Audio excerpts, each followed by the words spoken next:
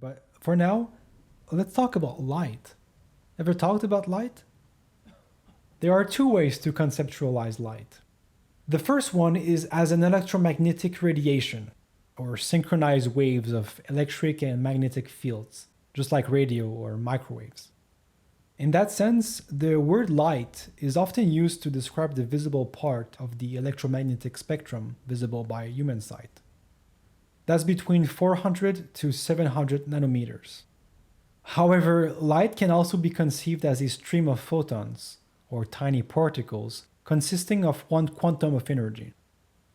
This dual nature can be confusing and has led to many lost friendships in physics departments, but there won't be any lost friendships in this course, because we'll treat light as being made up of waves when it moves around the world, and of being made up of photons when it is absorbed. Indeed, light is emitted from sources like fire or electric bulbs, and when it reaches surfaces of an object, it can be either absorbed, refracted, or reflected. A photon that has been absorbed by an object converts to kinetic energy, thus warming the surface of the object, while making it appear dark. But most objects only absorb some wavelengths and reflect the rest, leading to a chromatic color. A bright saturated yellow object absorbs all wavelengths except for yellow, which is reflected and your eyes can catch some of them while you look at it. A dark yellow object has a similar reflectance curve, but absorb more of that yellow wavelength, so there's less for your eyes to see. Finally, a light yellow object reflects yellow wavelengths along with a little bit of every other colors, thus making the yellow appear less distinct, less saturated. An achromatic color occurs when light is reflected equally across the spectrum. For instance, a pure white object reflects all visible wavelengths, whereas a black object absorbs most, if not all, visible wavelengths equally. In between, you get different shades of gray, but let's not go there. Those wavelengths then enter your eye and are refracted by the lens, which has the role of focusing that light to the end of the eye globe. A perfect refraction of light does not absorb or reflect any wavelength and describe the typical healthy lens.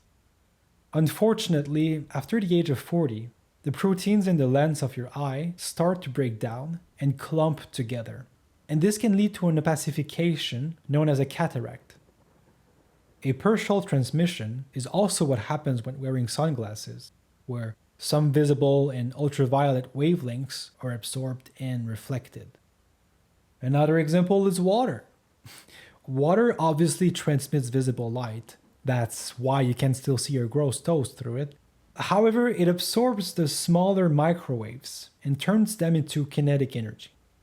So if you were to, radiate your ramen with microwaves, they would magically reheat through the vibration of its molecules of water.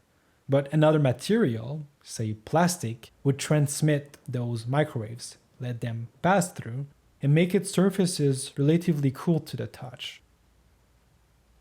So, you guys get it? The difference between absorption and transmission? Which wavelengths does a white object reflect? A perfect white is the total reflection of every wavelength of the visible spectrum. What about a mirror? Which wavelengths does a mirror reflect? Anyone? What's a mirror's color? This is getting weird. The mirror, like a perfect white, will of course reflect all the visible wavelengths. So why isn't it white?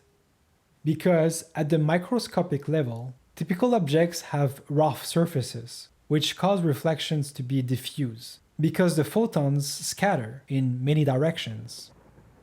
When you look at a white sheet of paper, what you see is a blend of photons coming from every direction. A mirror, on the other hand, has a perfectly flat surface, which means that the photons that hit it keep their original direction.